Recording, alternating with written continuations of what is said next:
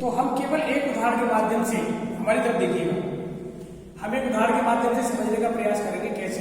एक बार एक कथा हो रही थी कहीं, तो वहाँ जो पंडित जी से जो भगवताचार्य थे वो कह रहे थे कि ईश्वर को अगर पाना है तो केवल भजन करते रहिए, आप इस भवसागर से पार हो जाओगे। वहां एक ग्वालिनी भी सुन रही थी इस घटना को, इस कहानी को। सुनते सुनते उसके मन में कुछ ऐसा वैराग्य आया, उसने कहा कि हम रोज यमुना पार करके आते हैं।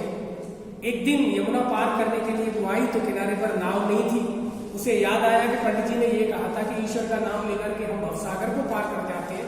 ये तो छोटी सी यमुना है, भवसागर तो बहुत बड़ा है, तो हम यमुना को पार कर सकते हैं।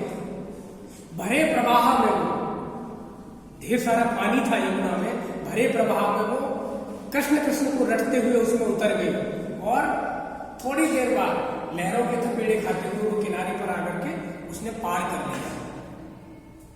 अगले दिन भागवत में वो फिर पहुंची तो पंडित जी ने वही बात फिर दोहराई। तो जब पंडित जी ने अपनी बात रखी तो भीलनी खड़े होकर बोली कि हाँ आचार्य जी आप बिल्कुल सही कह रहे हो, कल मैंने यमुना को पार किया, ये मैंने महसूस किया कि वास्तव में ईश्वर का नाम लेने से हम भवसागर पार हो जाते हैं, हम तो यमुना पार कर लिया। पंडित जी बोले ऐसा नहीं हो सकता, ये तो तुम झूठ बोल रही हो। उन्होंने कहा हम झूठ बोल रहे हैं, आप झूठ बोल रहे हो, हम तो सच बोल रहे हैं, तभी तो हमने पार कर लिया, या तो आपकी बात में सच्चाई नहीं है।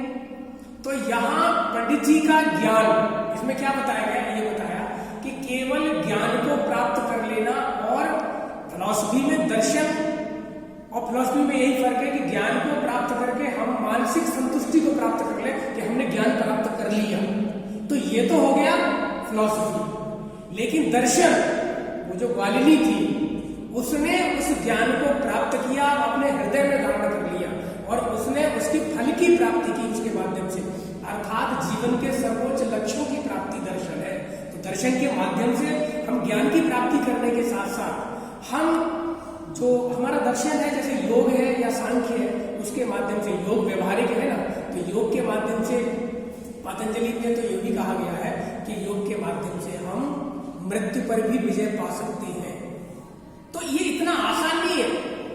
दर्शन को केवल जान लेना ही फिलॉसफी हो सकता है, लेकिन दर्शन में उतर जाना, दर्शन को व्यवहारिक जीवन में उतारना, दर्शन के माध्यम से अपने आप को वो बना लेना जिसके लिए हम आए इस पृथ्वी पर।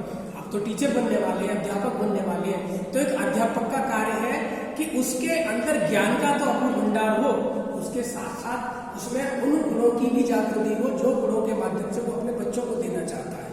तो यहाँ जीवन दर्शन यही है कि आप अपने जीवन दर्शन के, आप अपने कर्तृत्व से कितने लोगों का नेतृत्व कर सकते हैं, ना कि केवल कहने से। हम केवल फिलॉसफी और दर्शन में भेद करके अगर बात करें तो शायद यह बेईमानी होगी, लेकिन जब हम दर्शन के माध्यम से अपने जीवन को भी उसी तरह से ढाल लें और आपके सामने एक उदाहरण बने, इसीलिए हमारे गुरु तो यही कहते हैं कि उदाहरण दीजिए मत, उदाहरण बन जाइए। जब आप उदाहरण बन जाएंगे तो ढेर सारे लोग, आपके बच्चे, आपके स्टूडेंट्स, आपके छात्र आपसे सीखने का प्रयास करेंगे, आपके कर्तृत्व को देखेंगे जब। तो इसलिए प्रयास ये करो कि हम उदाहरण बने, ना कि उदाहरण दें। तो मुझे लगता है दर्शन और फिलॉसफी में समझ में आ गया होगा। कल भी बच्चे ये कह रहे थे कि सर दर्शन और फिलॉसफी में फर्क क्या है, एक ही बात तो है दोनों, लेकिन एक बात नहीं है, दोनों में फर्क है। वो क्लियर मैंने कर दिया कि केवल ज्ञान को जान लेना, ज्ञान के प्रति अनुराग, ज्ञान के प्रति प्रेम कि हमें ये जानना है, ये तो फिलॉसफी है, लेकिन उसको अपने जीवन में उतार करके अपने कर्मों में उसको ढालना, अपने कार्यों में उसको, अपने जीवन में, जीवन पद्धति में उसको जब हम ढाल लेंगे तो वही हमारा दर्शन बन जाता है। इसीलिए कहा जाता है कि एक अच्छा टीचर सबसे अच्छा दार्शनिक होता है, या ये कह सकते हैं कि एक दार्शनिक सबसे अच्छा टीचर होता है। डॉक्टर सर्वपल्ली राधाकृष्णन, जिनका जन्मदिवस शिक्षक दिवस रूप में मनाया जाता है, वो बहुत बड़े दार्शनिक थे। उनका दर्शन हम अपने कोर्स में पढ़ते हैं, हमारे पाठ्यक्रम में लगा हुआ है। तो इसके माध्यम से एक अच्छा टीचर वही हो सकता है जिसके पास अच्छा दर्शन है, और दर्शन के माध्यम से वो अपने बच्चों को सिखाने का प्रयास भी करता है, खुद भी धारण करता है।